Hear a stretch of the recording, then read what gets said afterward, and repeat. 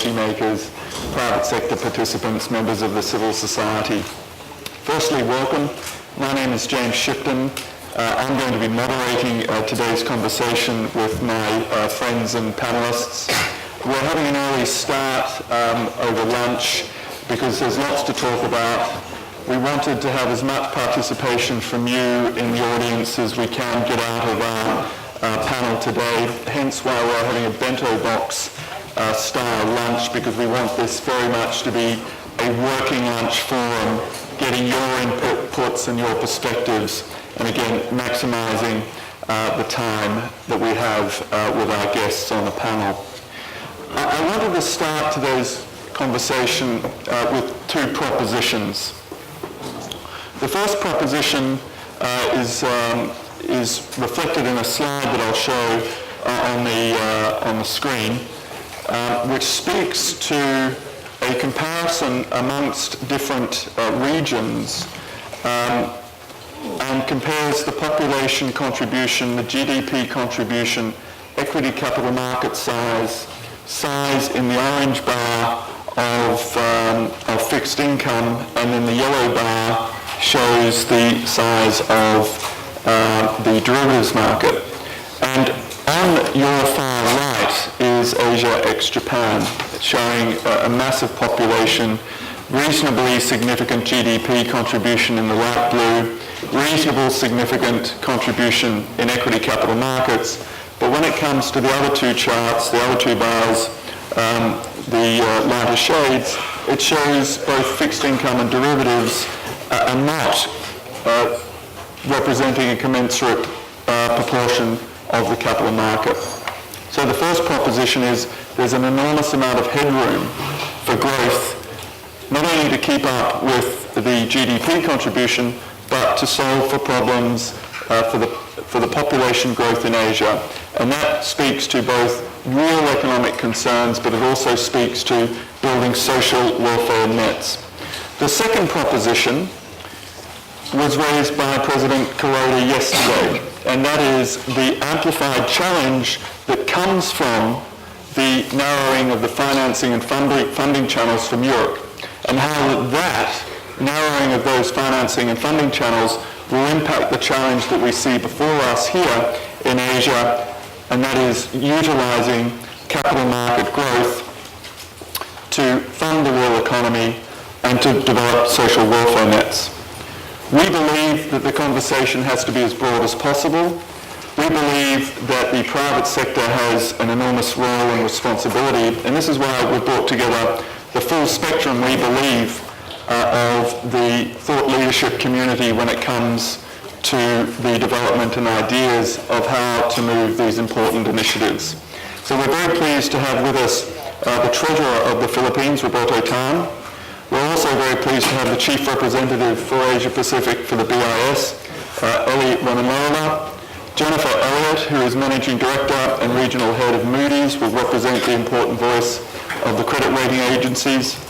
Don Kanak, who is Chairman of Prudential Corporation in Asia, will bring a perspective which we think is absolutely vital, and that is of the pension community. Hans Seekat, who is President and CEO of the Philippine Stock Exchange, will represent the important role of market infrastructure providers in the capital markets. Brooks Entwistle, who is Chairman of Goldman Sachs in Southeast Asia and one of our leaders in Goldman Sachs in the corporate finance industry, will represent the voice of investment banking, but also, importantly, that of corporate Asia who wants to fund its expansion. And we also have Oliver Balavo, who is head of Goldman Sachs Asset Management in Asia Pacific, who is going to represent the important voice of the mutual fund and asset management sectors. So with that, I'm going to have a fireside chat. I'm going to pose some questions of the panel. Very much welcome your participation by questions or comments. But I'm going to pose the first question to Eli. And that is, from your perspective at the Bank of International Settlements, what are the economic drivers, what are the economic rationale for the development of the capital markets? And if you could comment also about the challenges that Europe and the funding channels narrowing are throwing up in Asia. Thanks, James. I think In terms of what's slowing down growth in this region, number one would be risk appetites arising from Europe. That's the number one source of headwinds. The CDS spreads in this region are higher today than they were, say, January this year, and that's because of the problems in Europe. There is some effect, there's some spillover effect in this region. One of those channels is, of course, working through trade finance. Trade finance kind of collapsed late last year, but it's rebounded since then. Another channel, of course, is project finance.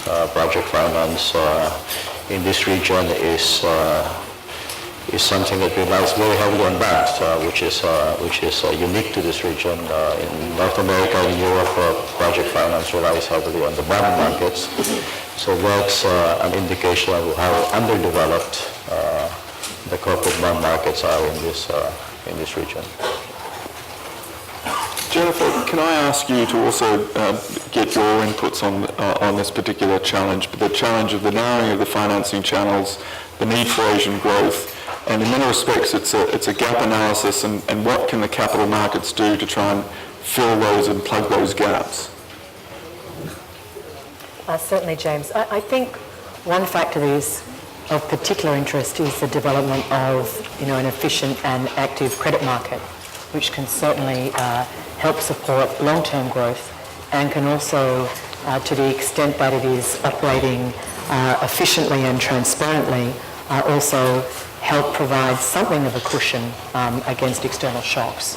And I think that that's probably an area that is certainly worth spending some time discussing in terms of not merely the existence of a market in and of itself, which I don't think is the answer, but the existence of an efficient market and a deep and liquid market, I think are some of the things that we could certainly turn our minds to.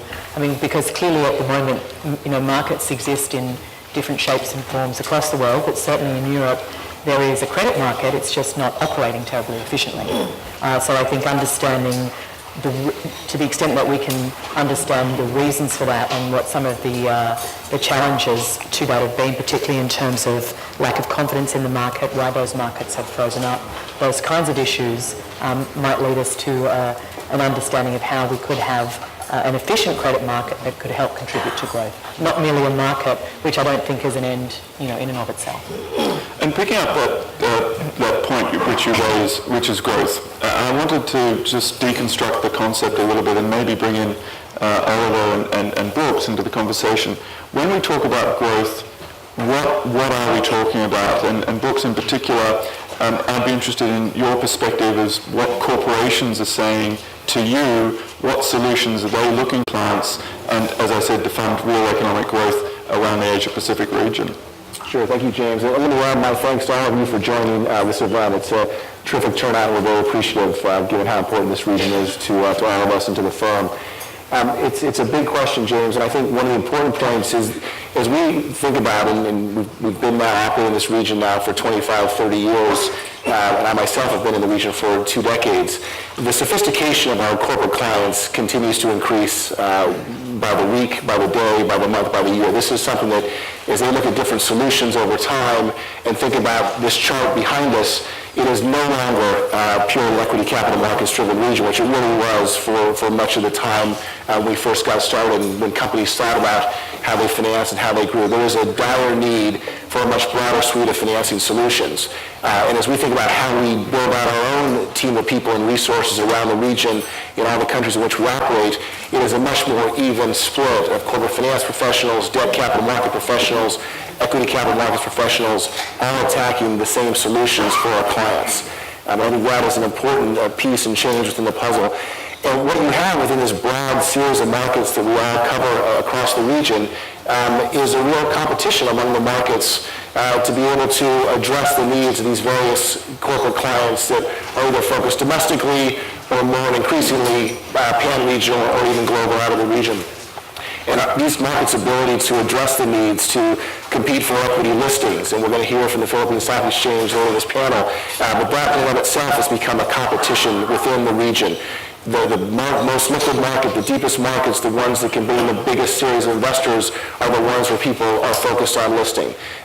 Those that are not able to deliver that have bigger issues in attracting listing clients. On the debt capital market side, individual countries have their own markets, of course, but they're shallow. And I think all of us have been to these meetings for many, many years know this concept of a regional bond market or a bond market concept has been kicked around for a long time. But with each passing year, each passing moment in time, this becomes more and more acute. And specifically, when I run my comments here, I think back to the Hyderabad ADB meetings in 2006 in India, where we spent so much time on the infrastructure topic. We ourselves were building our own business in India at that point, and we're very focused on infrastructure as a leading part of our business there. And what we found, and what continues to be a topic even this morning as we've made the rounds, is the dire need for continued opportunities to finance on a longer-term basis these projects, to put together packages around these projects, to deliver investable ideas and projects in infrastructure to the pools of capital that are waiting to come in here. And that, I think, is one of the most urgent tasks among this group and among this panel as we think about it today. Thanks, Brooks. And just before we leave off the drivers, I wanted to bring Oliver into the conversation. And Oliver, I also wanted to ask you not just about the real economic drivers and the opportunities, particularly around infrastructure, but also some of your observations of the narrowing of the financing channels from Europe and their implications for Asia. Yeah. Thank you, James. And I'm sure that Don's comments later in the session will align with this, but I want to just draw your attention to two ratios shown on the chart.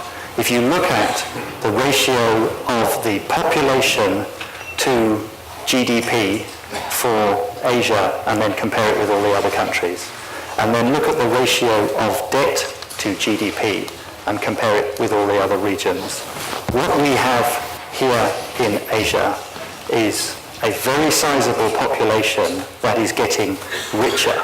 So the debt to the GDP per capita is expected to explode. With that will come a significant increase in personal investment in insurance, in banks, and in other financial products.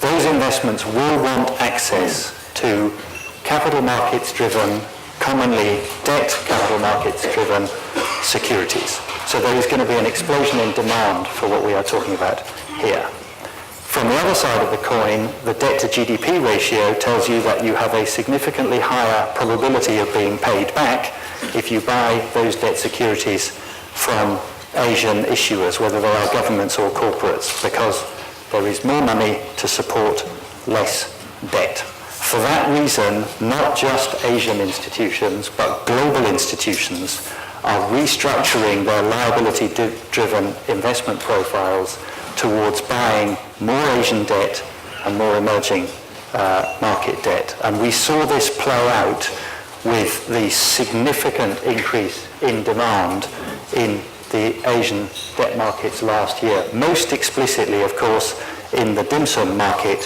where the pricing of corporate risk for a short period of time was entirely driven by the liquidity provision from investors rather than by the quality of credits that were available in the market. And I believe that that is highly likely to continue. This will be important, as James noted, when or if there is a pullback from foreign bank provision of loans to Asian corporates. Bank loan has long been the principal source of financing.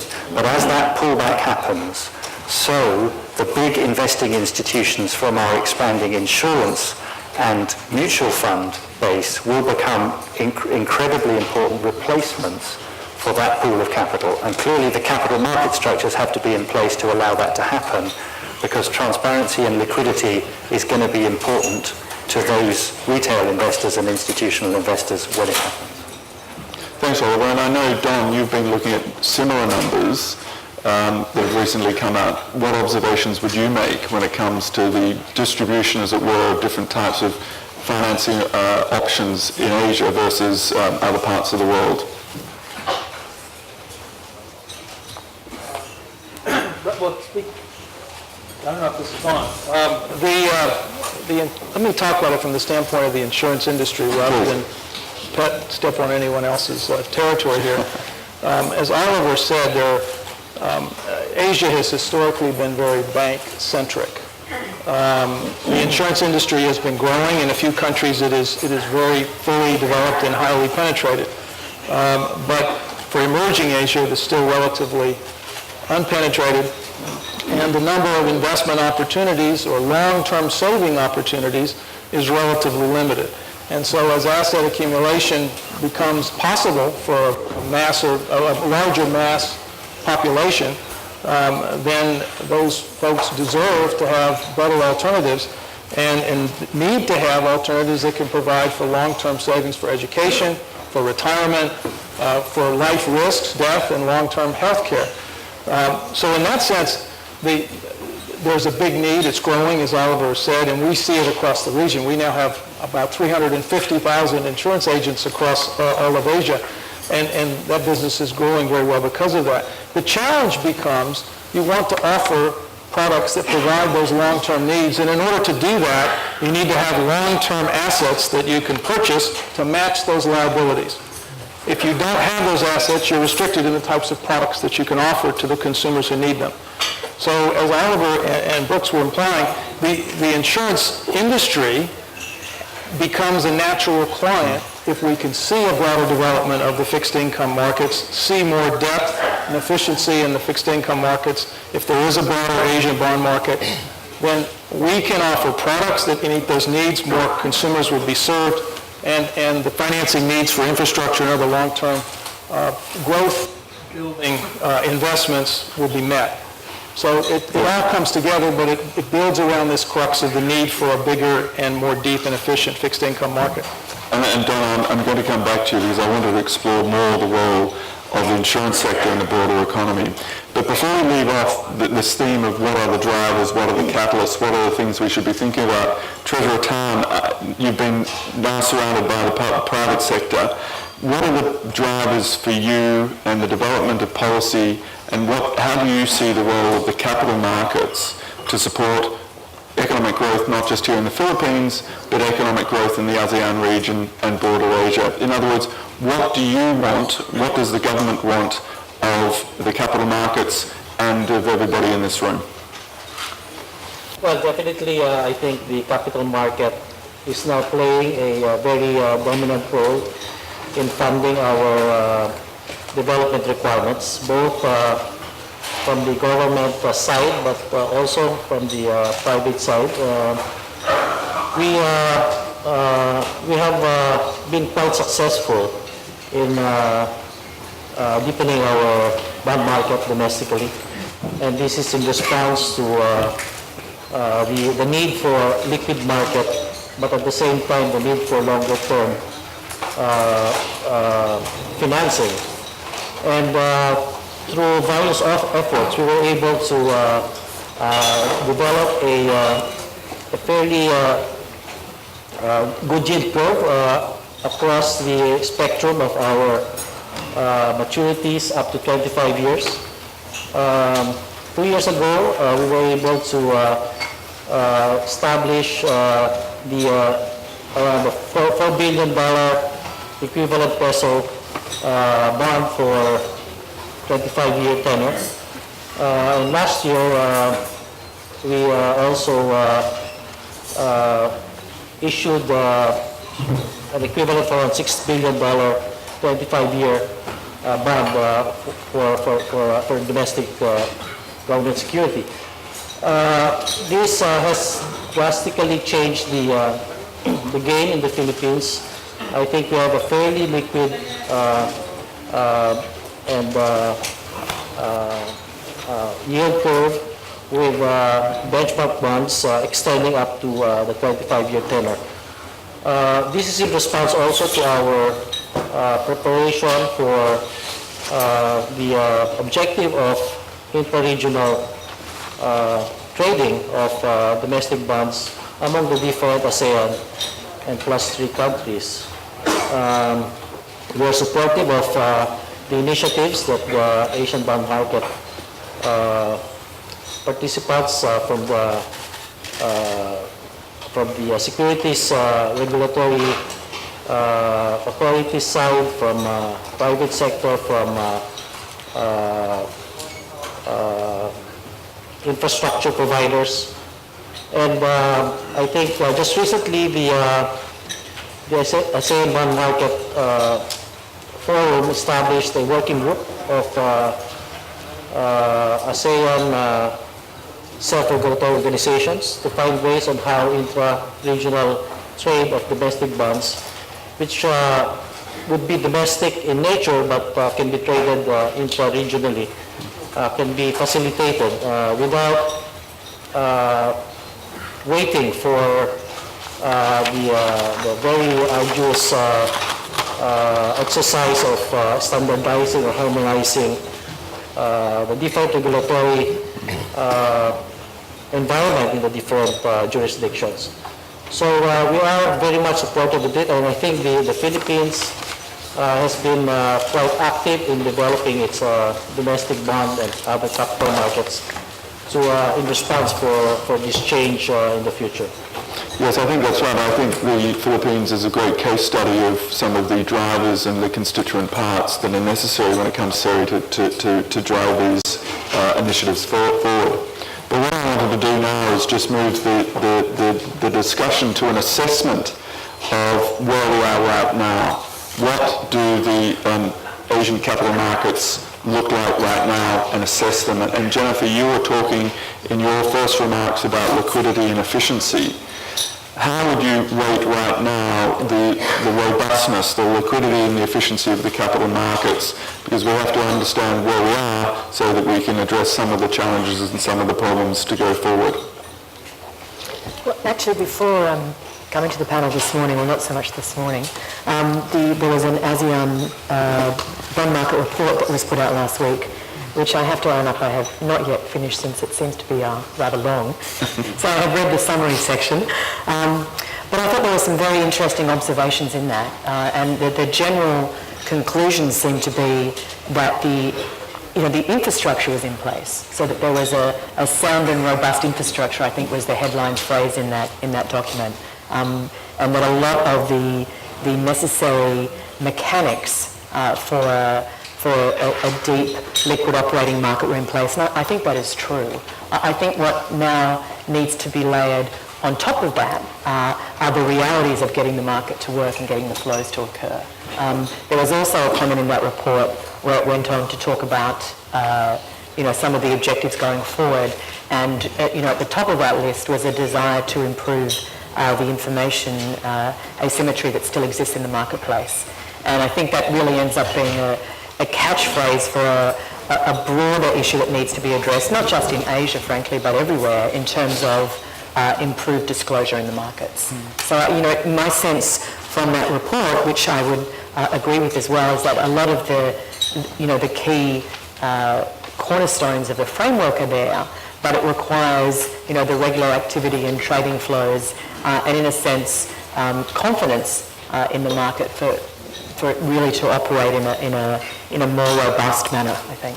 I think the point about confidence is absolutely right, and I'll come on to that in a minute, because I wanted to ask particularly the investors sitting on this panel about the investor confidence. But before you did, you raised the infrastructure word. Infrastructure, not so much in building bridges and highways, but this is the infrastructure necessary for the operation of the capital markets. And Hans, this is your business. And I'd be interested in your perspectives on how the market infrastructure exists right now, how you would rate it across the region, and is it prepared or is it positioned for that next generation of hopeful economic and capital market growth?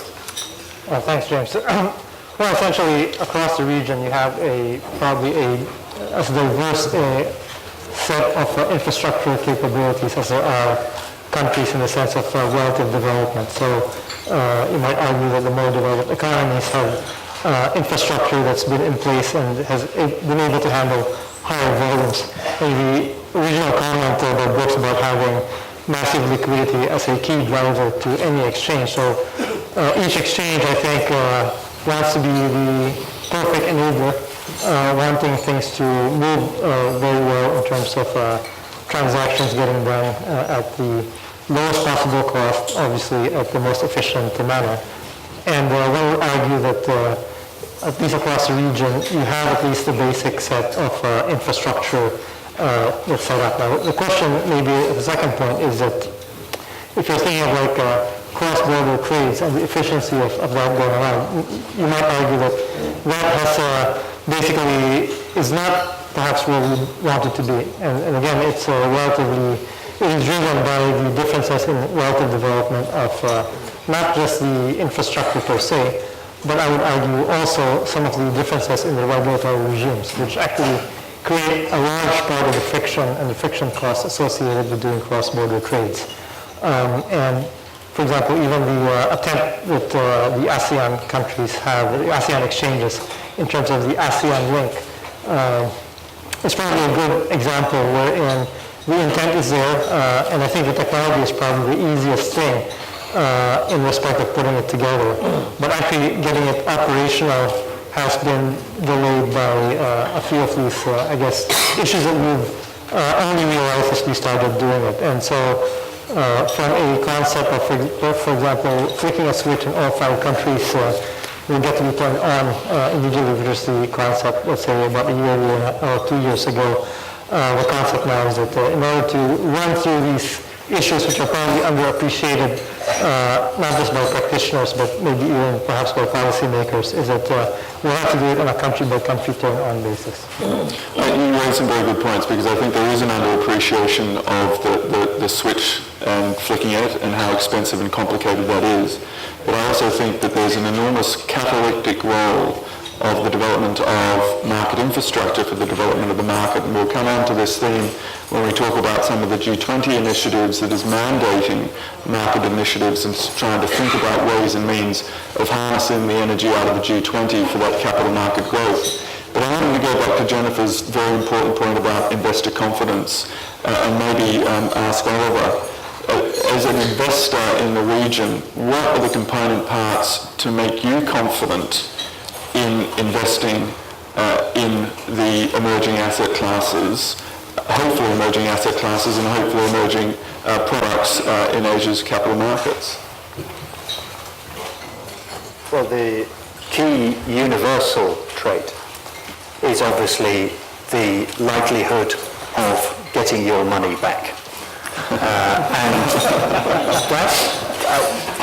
the ripple of laughter I think is more an expression of history, but there are some parts of the region where the structure of the covenant for a debt investor is important. The vehicle through which the debt structure is created has a meaningful impact on the investor's rights over time. In the infrastructure space, for example, if we are to meet the $8 to $10 trillion demand for infrastructure capital, it is unlikely that any individual balance sheet is going to be able to meet that demand. And therefore bringing the pooled resources of the financial sector and the retail sector to the table is going to be important. And having an open platform that allows equality or fairness of rights at the investor table is going to be important. And there are some countries in the region where those structures don't exist today. So as we look at putting together the infrastructure for this investment over time, creating that quality of governance for investors is going to be extremely important, because the quality of the money that can be brought to the table from this region is extremely high. There are very deep pools of capital, and the savers are long-term. Somebody who leaves school at the age of 18 and goes into the first pension investment is a 60-year investor. And that gives a very long-term view either to that individual or to the investing institution, insurance company, for example, with whom they put their money for safekeeping. And therein lies a really key lever for the region's corporates and governments in financing many of the things that we all wish to finance over the coming years. Ellie, I'd like your perspective, and then I'd like to also ask Don his perspective on some of the supply constraints. James, I will dare to be specific. I think in this region there are two kinds of markets. There are markets that are like Hyundais. They function well. They serve the role they're supposed to serve. And there are markets that are more like tuk-tuks. They're very rudimentary. They can only get you so far. Let me do it market by market. In this region, in the bigger ASEAN countries, Philippines, Indonesia, Malaysia, Thailand, the Hyundais are the stock markets and the government bond markets. The markets that Hansa overseas and the market that Babutan overseas, these markets are fine. We have yield curves, we have liquidity. Let's not worry about them. The markets that are tuk-tuks are the corporate bond markets. Completely ignored. Jennifer has nothing to wait in these markets. I'm glad you're concerned. That's where the focus should be. Now, there are the smaller ASEAN countries, of course, Cambodia, Laos, Myanmar, Vietnam. They have to focus on their banking systems. They're not ready yet for financial markets. They need to move their banks from the state to the private sector and make them operate as banks. But for the bigger ASEAN countries, corporate bonds. And it may be that the domestic markets are not big enough for corporate bond markets that are liquid and deep. Maybe you need something of a regional bubble. And actually, that's a very good point. Thank you for being specific. And Ellie, that's why we're so pleased that you're running the BIS, because it's all about specifics. Brooks, the point that Ellie raised is an excellent one about the corporate bond market. You speak to corporates every day. You run the business in ASEAN. You've run our business in India. Be very interested in your perspective as to the corporate bond market development. Sure. I think this notion of getting specific is important. And I haven't thought about some of these markets in the form of tuk-tuks, but I like it, and I will use it and give you full credit. The corporate bond market issue, I'll just think about the 5 years we spent building our business in India. The number of white papers written on this issue, whether or not it was for the Secretary Paulson visit or then the Secretary Geithner visit, you realize that the same papers were just change the date and change the cover between those two visits. The same topic is there, the same need is there. And if anything, the Indian economy had continued to grow, this absolute infrastructure need had continued to grow. And the underpinning and the need for this was this corporate bond market to address all the issues that were raised on the panel. We saw that as well as from an investing standpoint, a private equity investing standpoint. We had a very active investing effort in India at that point in the infrastructure space, including we had our infrastructure fund based on the ground. And not unlike others, we had plenty of equity capital put to work, but it was a drop in the bucket, and it was hard to do, and it was only a small piece of the actual puzzle to make these projects work. And so we keep coming back to this issue, but I think what's important, and again, to get specific, is to put together the four-table arrangement and go from writing papers to getting investors, corporates, market experts, and regulators around four sides of the table, shutting the door, and getting to work and figuring out how this can play out and getting very specific about it. And the investing piece of this, I think, if we really pulled the clientele and this amazing gathering that's being put on so far, the number of investors, and people that are thinking about investing in these markets, there needs to be more investors in this dialogue. People like Oliver and his colleagues and others around the world that think about this every day. They need to be a key part of this because they're the ones ultimately buying this paper. Absolutely, and that's a great segue into actually asking Don, you're a buyer of this paper. What do you need to be confident? What do you need to see it happen? And how do you want it to develop? How can we have a specific response to Ellie's specific needs? Let me first, I agree with Ellie's point about the equity markets, government bond markets are definitely far ahead. Although I do think we need more policy initiatives to encourage more issues into the equity market and keep the capacity growing, because I think as savings continue to develop, we're going to need even bigger and faster growth in the equity markets to avoid capacity issues. But I want just a slightly different, turn up the heat a little bit. You wanted to have a lively discussion.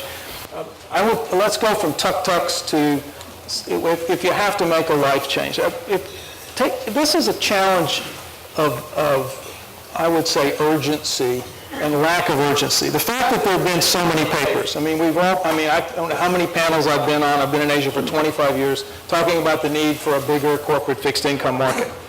Why hasn't it happened?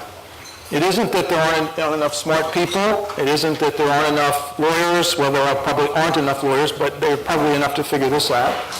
But I think it's a lack of determination and urgency on the part of all of the players in the picture. So that's a matter of government policy makers. That's a matter of private investors. That's a matter of market makers. And I think that's a matter more and more that should be the province of folks that are thinking about the future of society and how do societies achieve the objectives which are being talked about in this annual meeting, which is around inclusive growth, around opportunities for all sectors of society, about dealing with the demographic changes that are confronting Asia. Some people have a demographic dividend right now. Some countries are in a very different position in looking at our aging population coming on quickly. Eventually, all countries are going to get there. Everyone has to accept that this is an important issue and needs to focus with a little bit of more urgency on it. And for example, carrots and sticks here, okay? If I look in the mirror and I'm 300 pounds overweight, I've got to have some pain or some gain that I'm thinking about before I'm going to change my eating habits. So it's a matter, I think, of really wanting to change. Look at the question that's now facing a lot of the developed markets in terms of the sustainability of their social benefit systems, which are very reliant on public benefits and are stressing the fiscal situations of a lot of advanced economies. Emerging Asia doesn't want to end up in that boat, right? We need to have a balanced financial system and a system which can provide a strong private pension and private insurance and private saving and investment market to balance the role of government. In order to do that, we have to have liquid capital markets to make that possible. So the urgency is there. If everyone is only going to be able to put their money in deposits or just public sector bonds as individuals, that's going to make it very difficult to get to the point we need to have a strong, balanced social safety net in the end.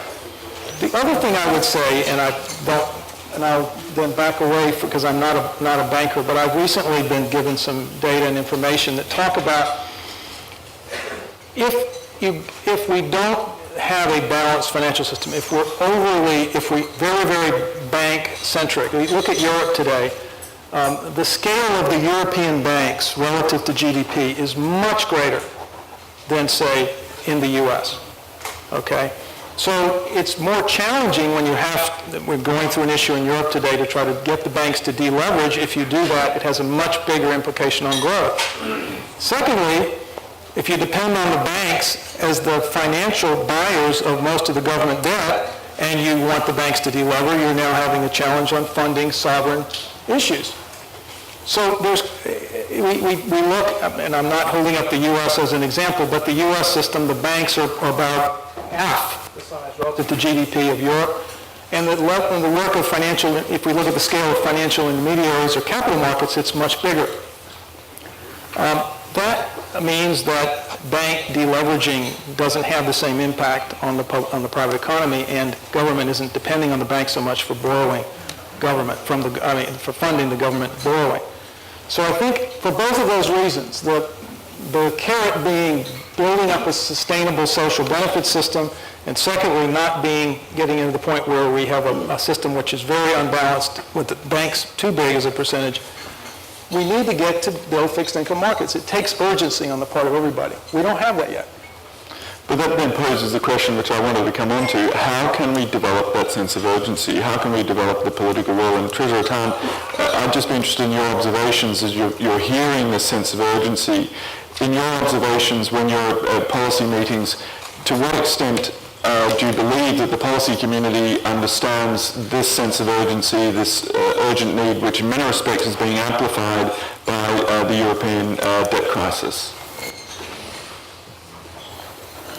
Yeah, Treasurer. Yes, the question is, to what extent, in your observation, is there an appreciation by the broader policy community at the sense of urgency in developing the capital markets? And is there a full appreciation of the benefits? Don spoke about the economic benefits, but he also spoke about the social welfare benefits that a capital market can bring. Is there an appreciation, enough appreciation in the policy community, or indeed is there more that we should be doing to create an understanding of that urgency?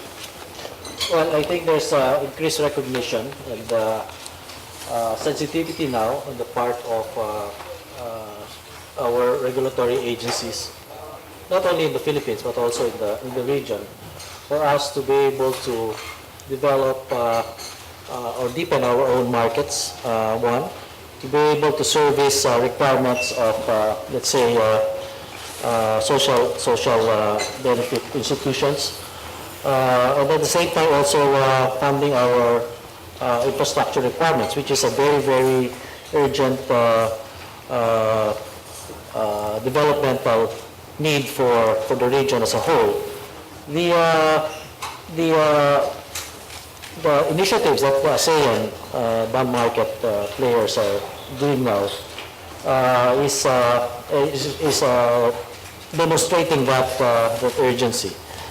Where, of course, as Hans said, in different stages of development and our regulatory environment have been in response to this, we're looking at ways on how to facilitate inter-regional trade of government securities, private sector issues that we can do in let's say 3 to 5 years, and work on the longer term needs of the countries in the region, so that inter-regional trading of bonds and other securities could take effect immediately. Given the crises that have arisen in Europe and in the United States, it becomes now more imperative for the region to be able to find ways on how capital and savings that we have can be mobilized without going through the mature capital markets. And I think that's one of the major agenda of our initiatives in ASEAN, plus our 3 partners in the region. So more than ever, I think it is now a very, very urgent issue for our regulatory agencies to find ways on how we can harmonize, standardize, and even before that, find ways already with existing regulatory frameworks of the different economies, how we can conduct inter-regional trade.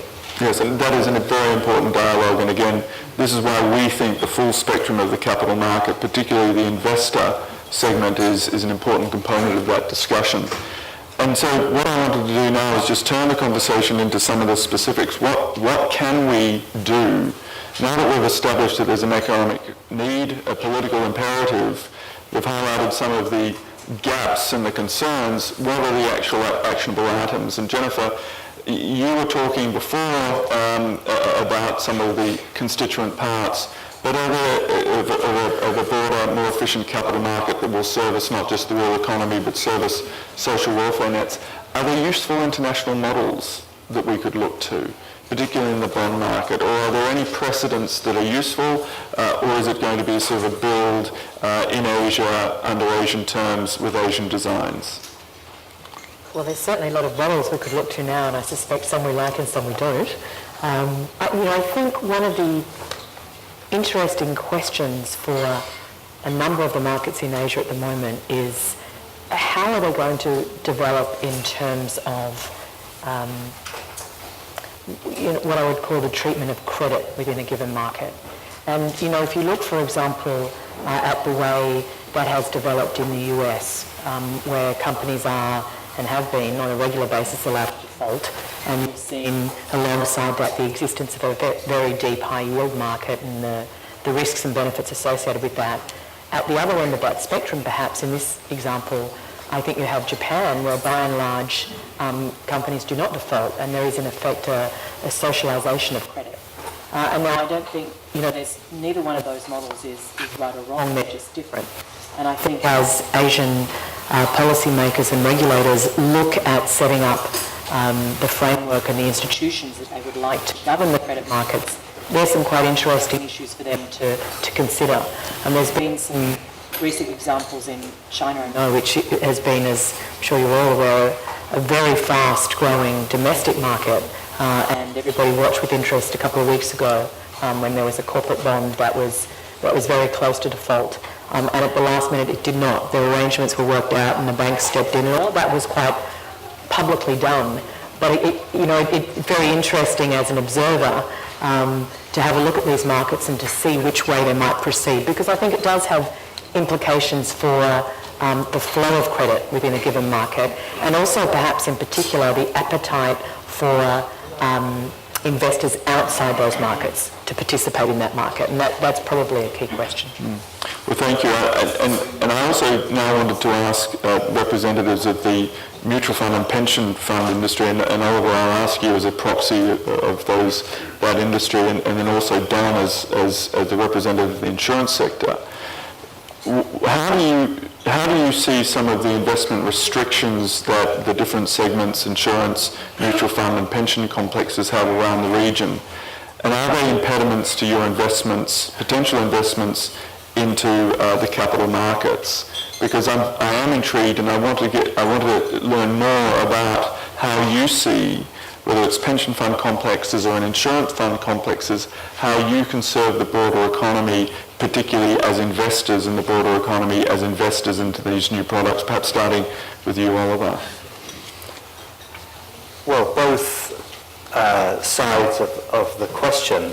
The long-term service is in the provision of vehicles for the members of the broad Asian population to save for those periods of their life where they are either out of work through sickness or other reasons, or when they are in their retirement.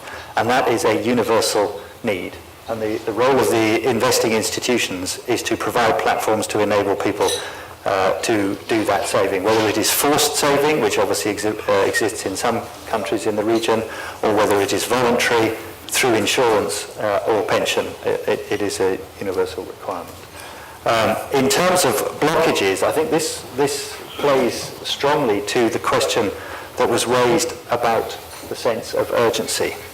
The governments and regulators in the region have a concern, and again, not surprising given the history of the past 5 years, about the activities and behaviours of global markets, and are retaining a greater degree of control over the financial infrastructure in individual countries.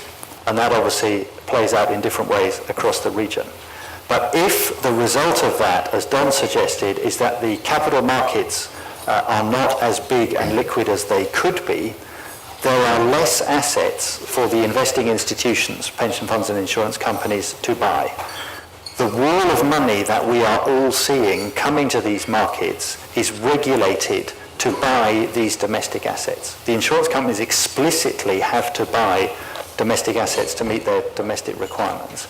That forces more money to chase a smaller pool of assets, which prices those assets up. Anybody who is buying those assets at higher prices is locking in a lower long-term rate of return, which is at a direct long-term cost to the individual and therefore in aggregate to the country.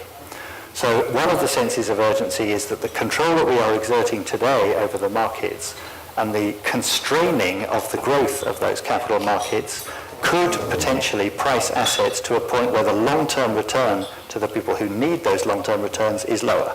And by freeing the markets, you would allow more liquidity and more supply of product to come in, and therefore the markets would be able to price the long-term investments in a way that is conducive to short-term growth for the corporations and long-term investment returns to the individuals, who are all of our populations.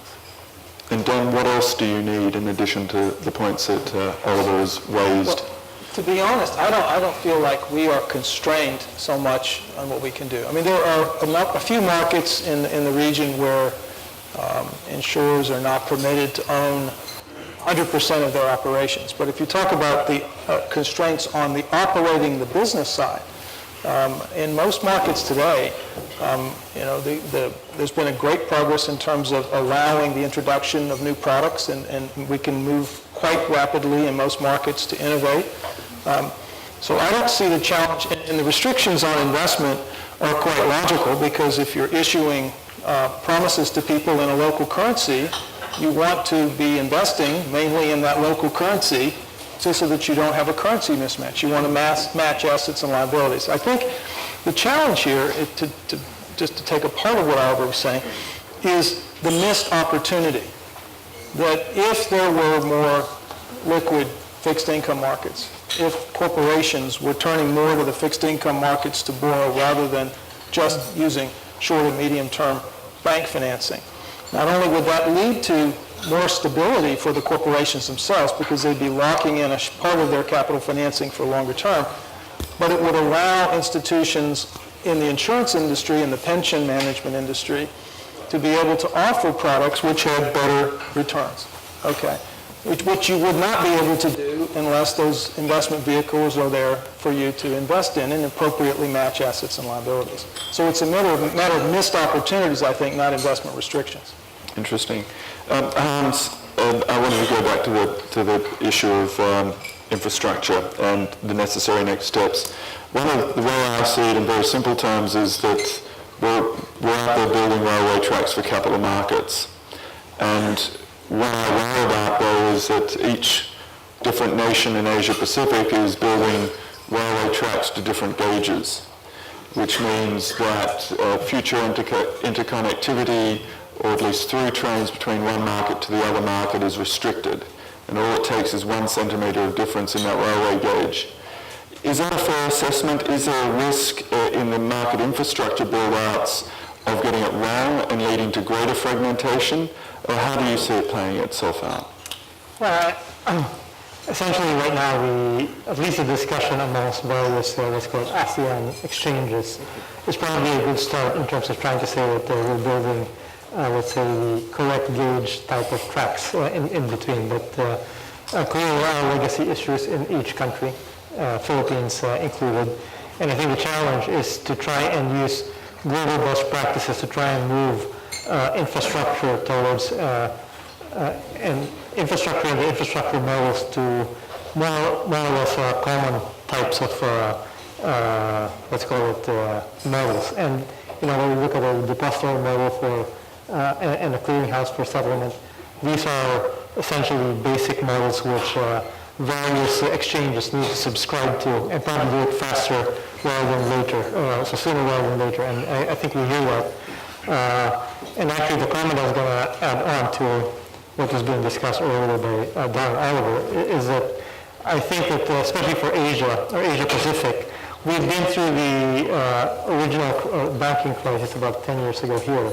And I think that the regulatory response, policymakers, have been a little bit too cautious, and even with the 4 or 5 year old situation, perhaps overreacted by looking on the control side as opposed to trying to guide us with larger growth type policies rather than constricting policies. And I think that is going to define how Asia and Asia Pacific moves forward, not just in the infrastructure model, but clearly in the development of various products and the development of products that can be used on a cross-border manner.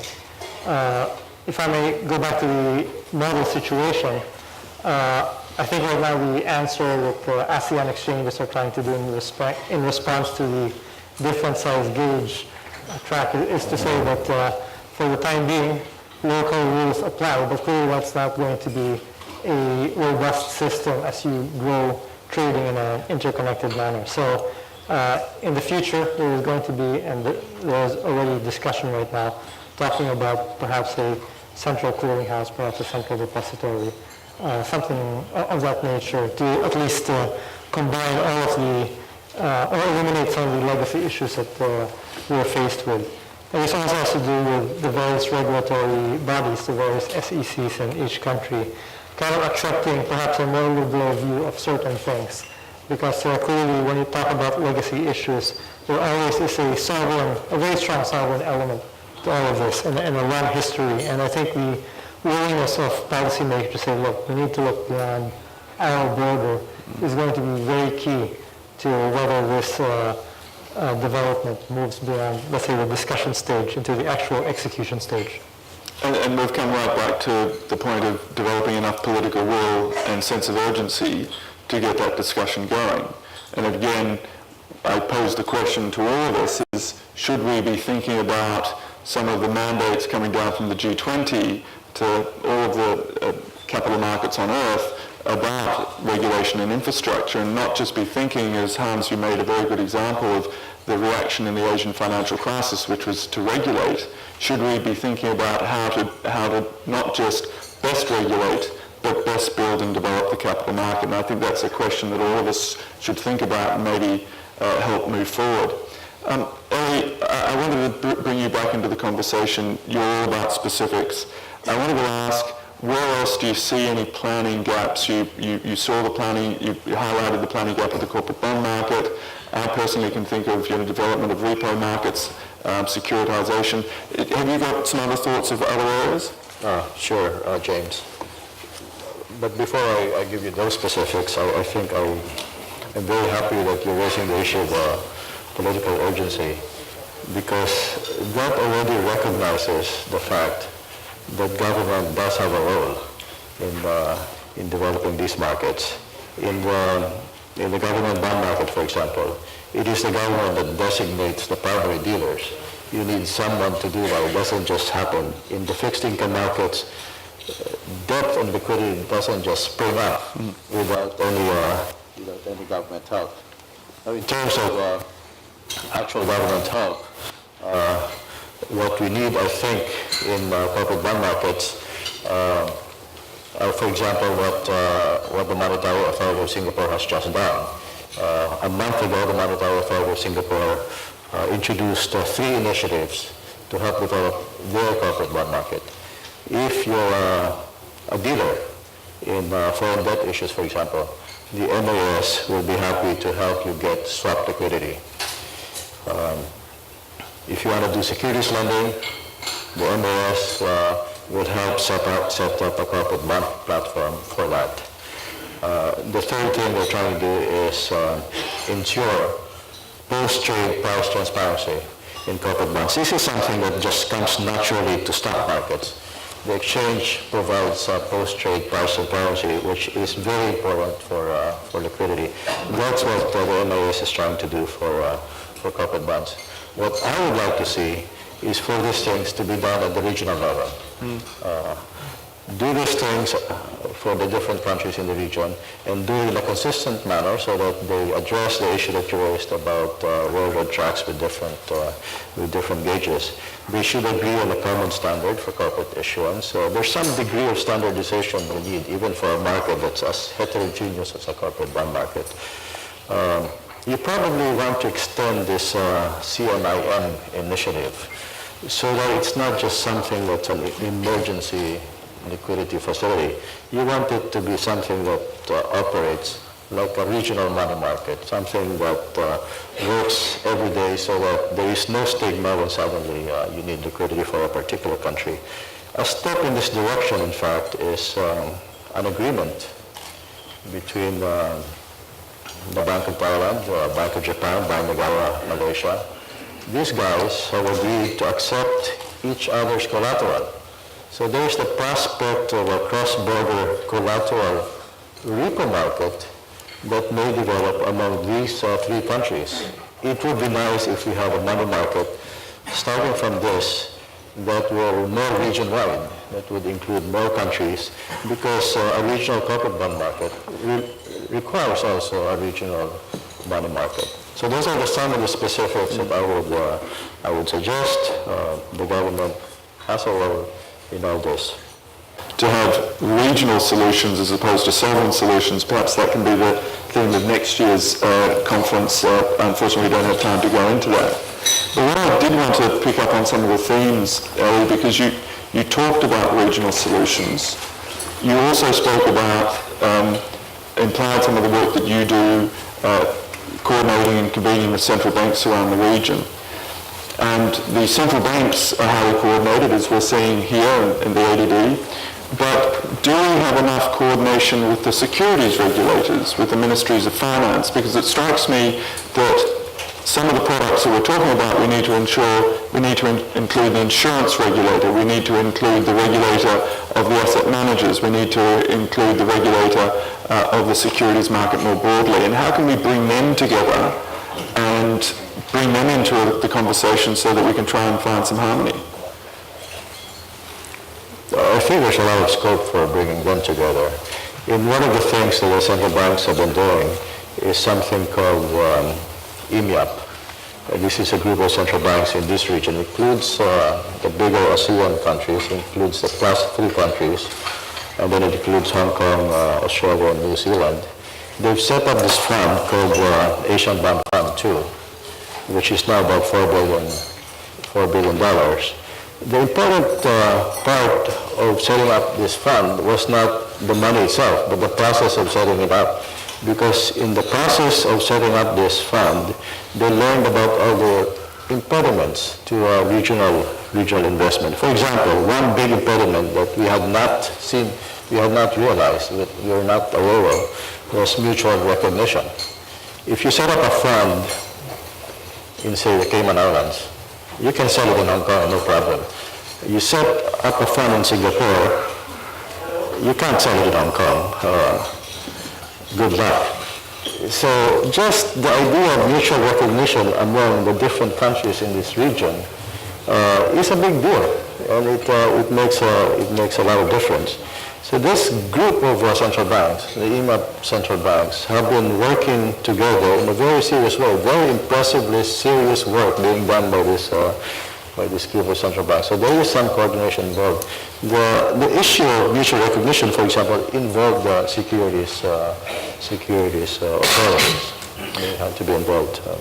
Because I think you talk about mutual recognition and going back to the investor confidence point, because it's not just involving the securities regulators, because when you're building investor confidence, and Oliver raises the point about having confidence of getting your money back, that then starts to speak about the insolvency regimes, which then brings into the frame the role of departments of justice around the region.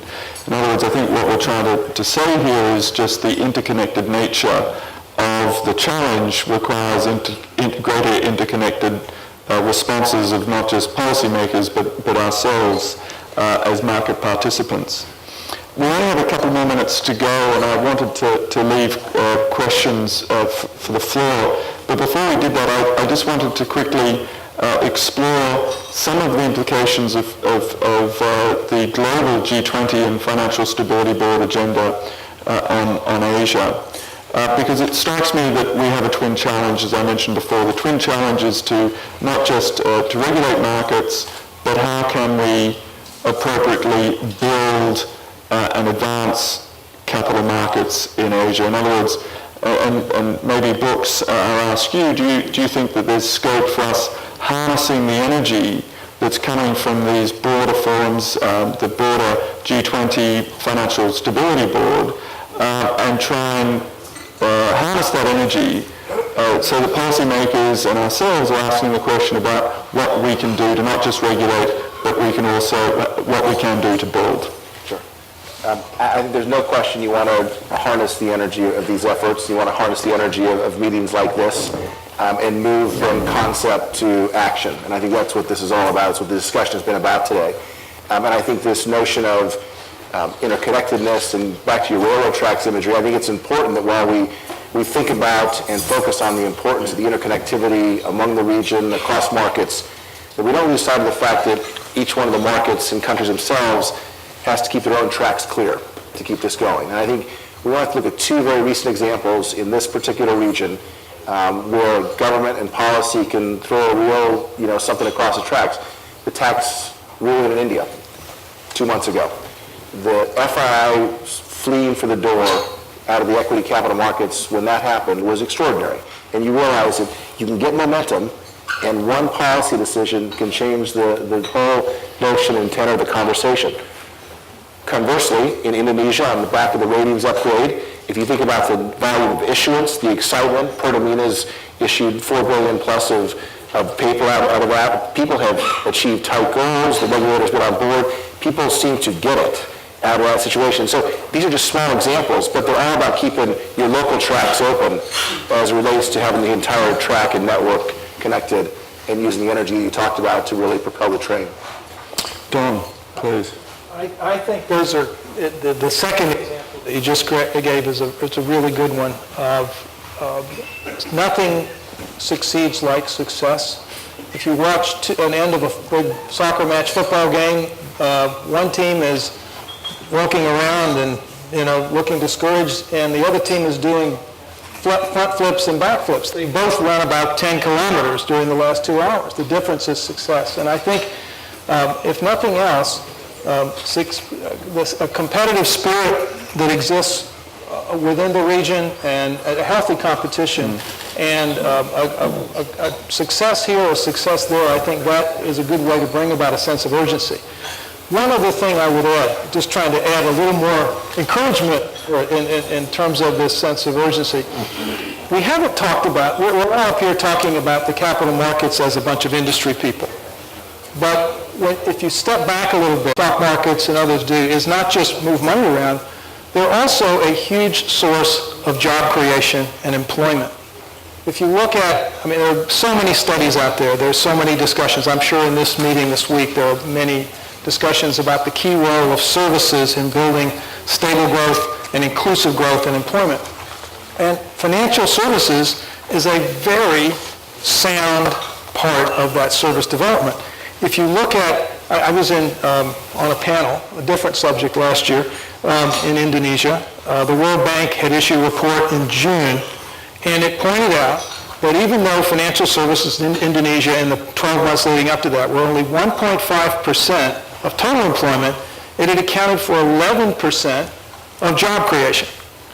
So very significant addition to job. And these are jobs that are high value added service jobs, which is the kind every country's trying to have. Lawyers, accountants, system engineers, as well as trained people that are in the area of financial advice who have to have licenses and take courses. People who work in banks, in investment banks and so forth. So a very significant reason to build out a robust and balanced financial system is to create a strong and domestic job base which will stay there. Right? These are not jobs that necessarily flee when manufacturing costs somewhere change. These are strong domestic jobs. Well, on that very happy and positive note, I'm going to ask the floor if they have any comments or questions. We have microphones in the middle, and if you could identify yourselves as you're making your comment or question, the gentleman here, and then in the back. But we'll first go to the front. If you could go perhaps walk over to the middle, it might be quickest. There's a microphone in the middle. The gentleman at the front, and then the gentleman in the middle. Thank you. My name is Eric Guichard at Gravitas. First, I want to you this. That was an amazing discussion in terms of form and substance. A couple of things came to mind during the discussion. I think Jennifer seems to have nailed one major element, and that is the socialization of default, which seems to be more of a cultural issue.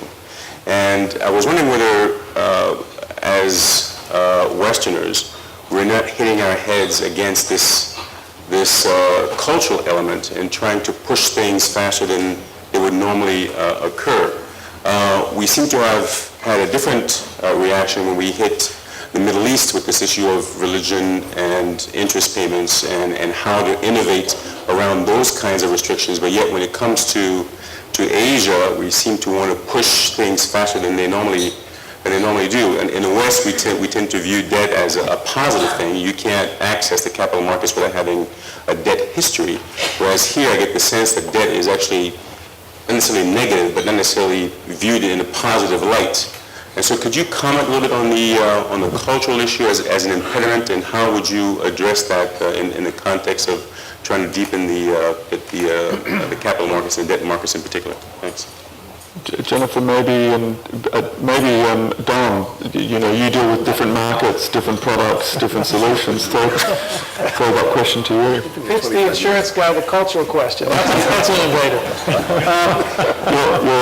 You're ever eminently capable on all subjects, Don. 25 years in Asia.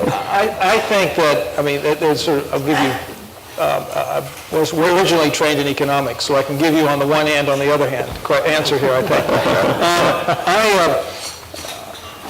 I would say that there definitely need to be nationally specific, culturally specific, appropriate ways of dealing with insolvency. But I think if you look around the region, you will see that that's proven to be possible in most cultures, most countries. It takes a while sometimes to sort through those issues, but I don't think there's anything inherently culturally makes it impossible to work through this question of solvency and debt and default. I will caution you, I came to Asia the first time in the early 80s, and I was traveling around the region, and I was taken aside in a number of countries and said, you don't understand. Life insurance will never be acceptable in our country because we have a strong family system, and the parents are taken care of by the children, and then the grandparents are taken care of by the parents, and no one will ever buy this product. And the very places that said that when I was in those countries back in the early 80s are now some of the highest penetrations of insurance in the world. So our understanding of how our culture responds to things changes as the things change. And when people started to, as the economy changed and the job structure changed and the family structure changed and the attractiveness of the alternatives, the products that are available changed, the culture adapted. If nothing else, cultures in most of the, and I've been through most of Asia, I would say pragmatism is a very strong principle. And I think people are adaptable. And I don't see this as ultimately something their culture will stop the evolution of the markets. Thank you for that question. That's excellent. I think we had one question in the middle.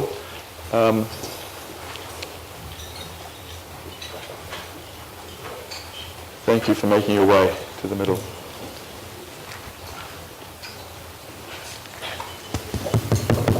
I am S.C. Jha, former ADB chief economist, and I could also say former member Indian Prime Minister's Economic Advisory Council. First of all, I would like to congratulate the team for the good deliberation. My concern is that at this point of a time, in my way of thinking, the Asian policymakers are a bit confused in the sense that before there was an example of Europe and United States. Now, looking into the global financial crisis emanating from US and Europe, the concern is what to look forward, both on the policy side as well as on the regulation side. So the question that I will have for the panelists is that where the steps should come to break the further stagnation or slow growth coming in years to come. And here, first question will be of the whole financial structure, the financial system as a whole. Wouldn't that require a major review and re-examination? Then the question of the role of the capital market.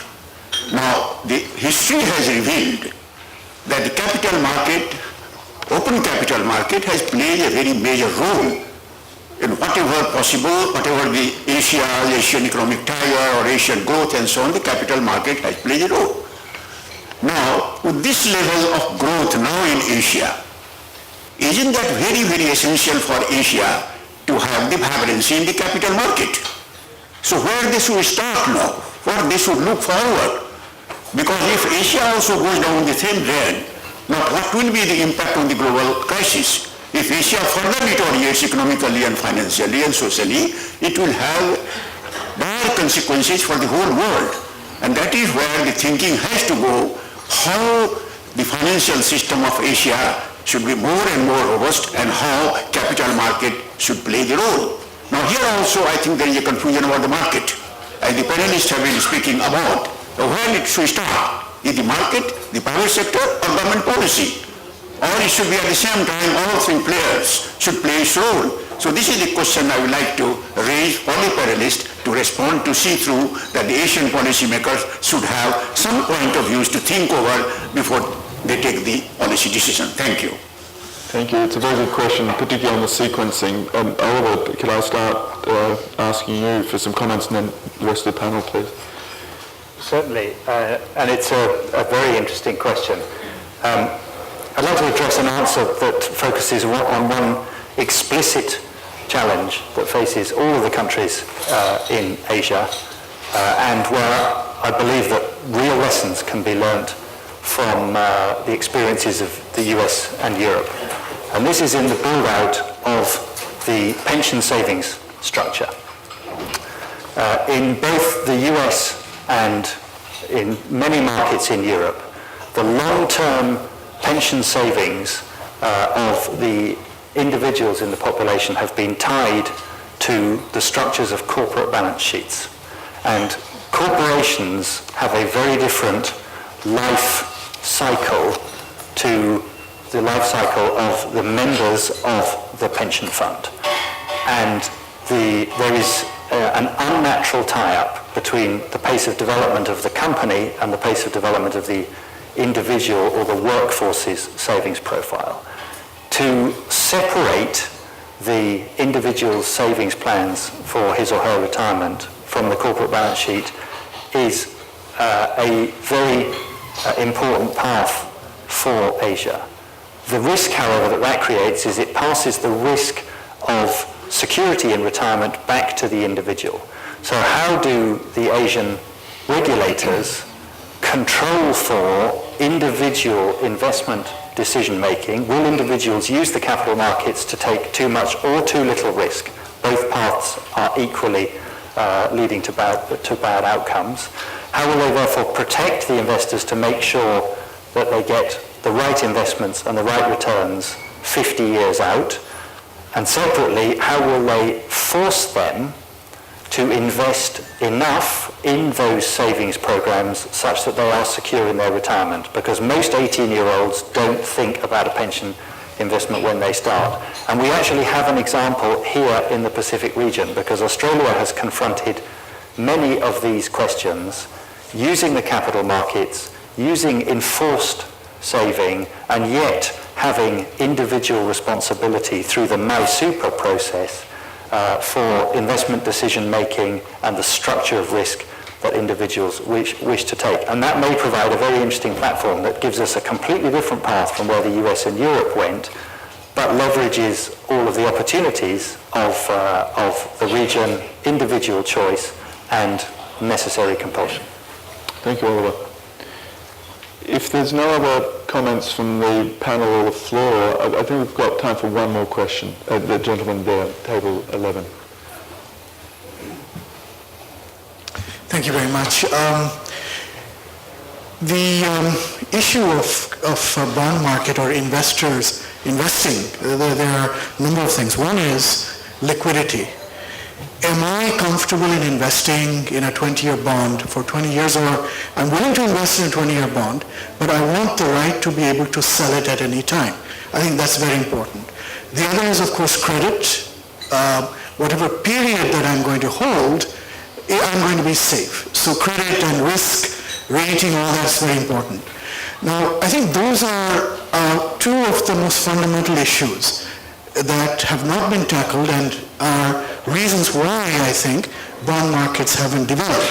Now, if you look at the US is a country where an individual is able to borrow for 30 years at a cost less than a Fortune 500 company.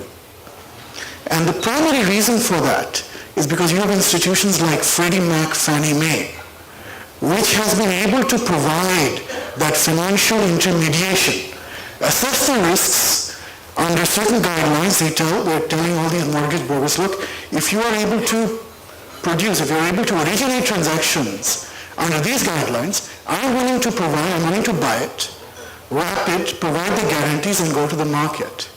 So I think that has really deepened, that has been one of the sort of biggest reasons why the US capital markets are so deep. The housing market. I think if you have an institution like that in Asia, where where you're just providing this kind of secondary market liquidity, guarantee of credit, under certain credit principles, I think you will start to see the bond market developing. You start small, proof of concept, and as some panelists said, success will breed success. I think this will lead to a much bigger type of a market that is extremely necessary, very critical. Today, infrastructure projects are by and large being financed by commercial banks. Huge systemic risk because their liabilities are short-term. They're taking long-term risks. Projects are even taking more of a risk because the loans are being made on a long-term basis are made with interest resetting clauses, meaning they're lending for 10, 15 years, they may be, but the project faces interest rate risk at every month or every year at least. And this creates fundamental sort of risks within the system, banking system, because the projects may default.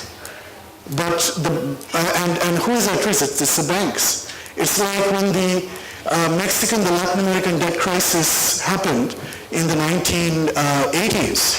Mexico went default, $90 billion.